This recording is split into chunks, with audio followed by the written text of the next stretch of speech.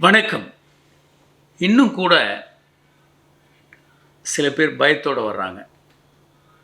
விந்து தூக்கத்தில் வந்துடுது, அல்ல விந்தை நான் இழந்து போய் எனக்கு சக்தியெல்லாம் குறைஞ்சிருதுன்னு நம்பக்கூடியவர்கள் இன்னும் இருக்கிறாங்க. சில போலி மருத்துவர்களும் இப்போயும் அதை பற்றி பேசுகிறாங்க. இவையெல்லாம் தவறு. விந்து உங்கள் உடம்பில் அதுக்கு எந்த வேலையும் இல்லை. விந்து தன்னுடைய இனத்தை பெருக்கிறதுக்காக வெளியே போய் இனத்தை பெருக்கிறதுக்கான ஒரு கருவி தானே தவிர நமக்கு அதில் நம்ம உடம்புல அதுக்கு எந்த பர்பஸ் இல்லை. எச்சிலுக்கு கூட முக்கியமான பர்பஸ் இருக்குது. பேசணுன்னா எச்சில் வேணும், விழுங்கணுன்னா எச்சில் வேணும். எச்சில் இல்லாமல் இருக்க முடியாது. ஆனால் விந்தணுக்களுக்கு மனிதர்களுக்கு எந்த பலனும் இல்லை. அது வெளியே போய் இனத்தை பெருக்கிறதுக்கான ஒரு திரவம். அது டெய்லி 1 கோடி அளவுக்கு உற்பத்தி ஆகிட்டு தான் இருக்கும். ஒரு நாளைக்கு 1 கோடி அணுக்கள் வரைக்கும் உற்பத்தி ஆகிட்டு இருக்கும். அது எஜாக்குலேட் பண்ணி வெளியே போகும், அல்லது டேமேஜ் ஆகி அப்படி அப்சார்ப் ஆகிடும் பாடியிலே கூட. சில நேரத்தில் வெளியவே போகலை அப்படின்னா அப்சார்ப் ஆகிடும். அதனால் விந்து ஒரு வீரியம் மிக்கது. அதை இழக்கக்கூடாது.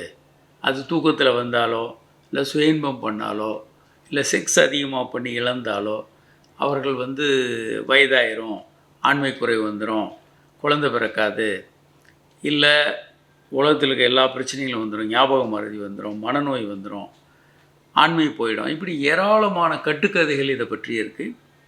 இவையெல்லாம் கட்டுக்கதைகள் தான்.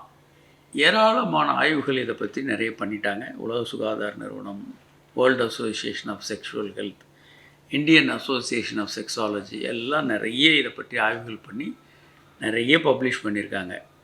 ஆனாலும் கூட இந்த எளிய உண்மையை நமக்கு ஸ்கூலில் சொல்லிக் கொடுத்தாங்கன்னா ஈஸியாக இருக்கும். ஸ்கூலில் எதுவும் சொல்லிக் கொடுக்காதனால இளைஞர்களுக்கு தூக்கத்தில் விந்து வரும், சுயன்பம் பண்ணுவாங்க. இந்த பயம் அவர்களை வாட்டி வதச்சிக்கிட்டு இருக்கும். ஏன்னா ஒரு சரியான சோர்ஸிலிருந்து நமக்கு இந்த உண்மை சொல்லப்படலைன்னா பயம் இருந்துக்கிட்டே இருக்கும். போலி மருத்துவர்கள் இதை பயன்படுத்திக்குவாங்க. இப்போ உலகம் உருண்டை, உலகம் பூமி தான் சூரியனை சுற்றுது, இதெல்லாம் நம்ம யாரும் பார்க்குறோமா என்ன? டெய்லி காலையில் பார்க்குறோம், கிழக்க சூரியன் உதிக்குது, மேற்க மறையுது. டெய்லி சூரியன் தான் பூமியை சுற்றுறதை நம்ம டெய்லி பார்க்க முடியுது. மதியானத்துக்கு உச்சந்தலையில் மேலே இருக்குது. ஆனால் ஏன் நம்புகிறோன்னா, ஒரு ரிலையபிளான சோர்ஸ் ஸ்கூல்லேருந்து நமக்கு சொல்லிக் கொடுக்குறாங்க. அப்போது நம்புகிறோம் நம்ம அதை. அதுபோல் நம்ம உடலில் ஏற்படக்கூடிய பல்வேறு மாறுதல்களையும் நாம் நம்பக்கூடிய ரிலையபிள் சோர்ஸ்லேருந்து நமக்கு இந்த தகவல்கள் கிடைச்சிதுன்னா நம்மளால் நம்ப முடியும். ஆனால் ஸ்கூல்ஸில் பாலியல் கல்வி பற்றிய குழப்பமான சூழல் இருக்கிறதுனால ஆசிரியர்கள், பெற்றோர்கள் எல்லாம் மௌனம் காக்கிறதுனால இன்னும் கூட சிறுவர்களுக்கு, இளைஞர்களுக்கு இந்த பயம் இருந்துக்கிட்டு தான் இருக்குது. இதை போக்கணும் அப்படின்றது தான் ரொம்ப ரொம்ப முக்கியம். இதில் தவறான தகவல்களை பரப்புகிறவங்களும் நிறைய இருந்துக்கிட்டு தான் இருக்கிறாங்க. அந்த மாதிரியான தகவல்களுக்கு நாம் பலியாக வேண்டாம். விந்தில் மிக குறைந்த அளவு தான் கொஞ்சம் குளுக்கோஸ், கொஞ்சம் புரதம், கொஞ்சம் ட்ரேஸ் எலிமெண்ட்ஸு, விட்டமின்ஸ் இருக்குது.